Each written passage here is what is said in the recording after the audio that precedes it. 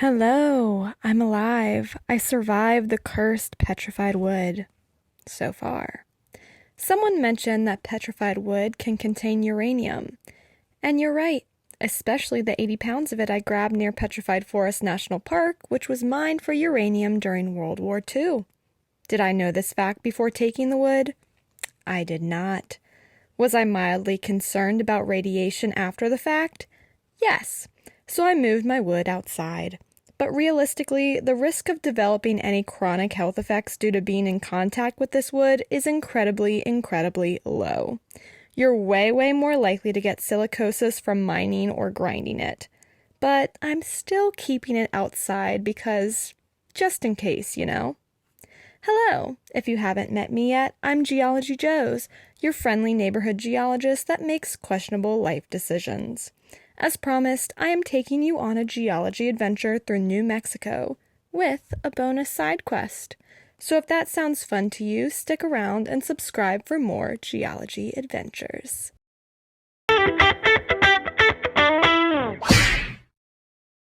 My plan for the day was to check out the two prehistoric Native American civilizations just south of Los Alamos, also known as the location of the secret laboratory where the first atomic weapons were designed and built in the 1940s.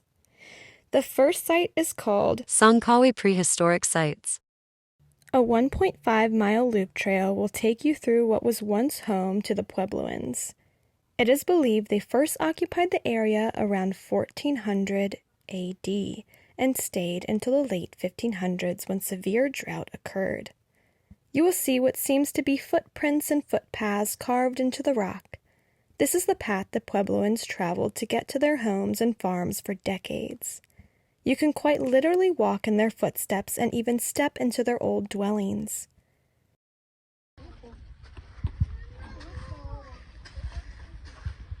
The black staining on the ceiling is soot.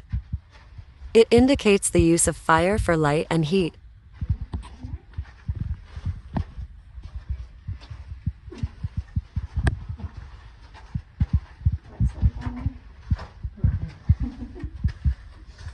The trail used to go through the main village, which consisted of a structure with about 350 rooms and was 2 to 3 stories high and had an enclosed central courtyard.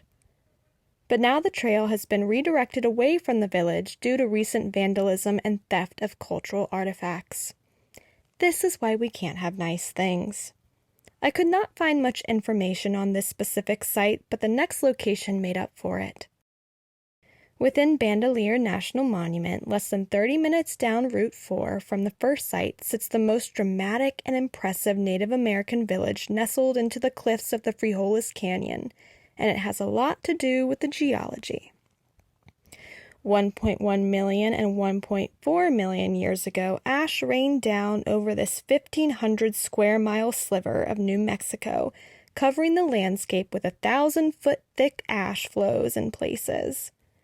As the hot ash cooled, it became a rock known as tuff, which is not as tough as it sounds, making it easy for water to erode and create little caves and canyon faces. The early inhabitants used the soft rock to their advantage, carving shelters into the cliff sides called cave-ates. They also used tuff blocks to build apartment-like structures in front of the cave-ates. The cave-ates were predominantly located in the south or southeast-facing cliffs, which allowed sunlight to warm the dwellings in the winter, and the thick stone kept them cool in the summer. You can see a reconstruction of these houses along the 1.4-mile Pueblo Loop Trail, which takes you through the ruins of this once bustling city that was home to hundreds of Puebloans during its heyday. The first structure you see is known as a kiva, which was a center for religious and political life. It would have had an earthen roof, which has since collapsed.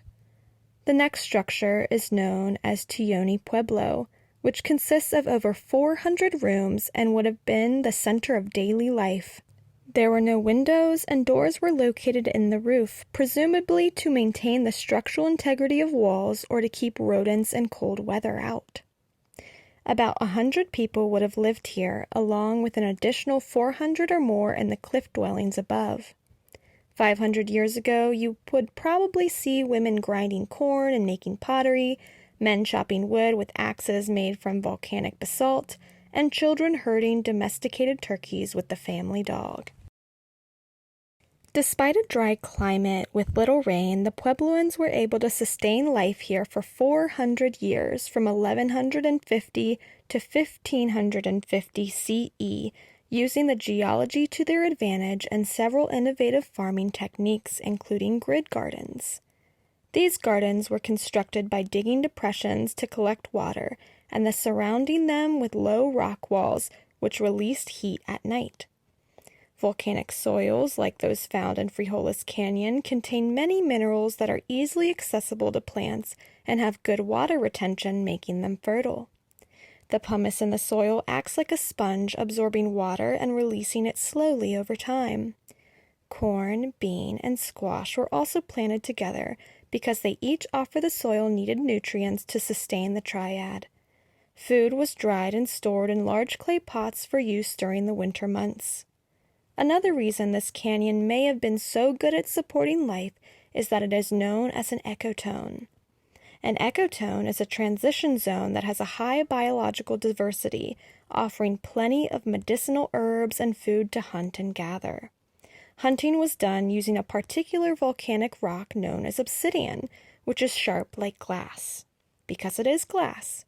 Obsidian is lava that cools so quickly crystals are not able to form. Although this village seems isolated today, it was just one out of many villages around the greater Pajarito Plateau, connected by active foot trails.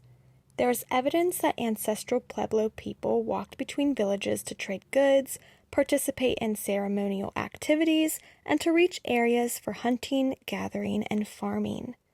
During the mid-1500s, most of the Puebloans relocated along the Rio Grande. The Pueblo people left Frijoles Canyon for a number of reasons, mainly due to overpopulation, resource depletion, and severe drought, leaving behind this impressive historic relic unlike anything I have ever seen. Okay, I've never heard of this recreation area before, but oh my god, it was freaking amazing. Okay, I said that I did not like New Mexico. It was my least favorite state, but you know what? New Mexico is growing on me. You just have to travel to the correct part of New Mexico. Western New Mexico? Hell yes. Man, it's so beautiful here. So pretty. So green and mountainous. After a day full of archaeology, I settled in for the night at one of the many BLM campgrounds in the Jemez National Forest.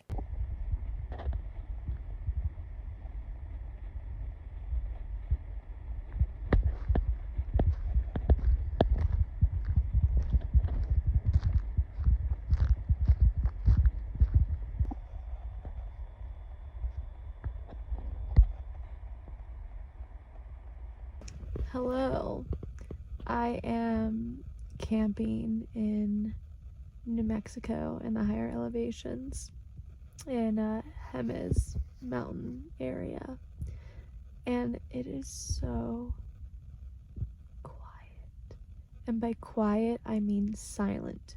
There is no noise whatsoever. I don't hear any rustling of leaves.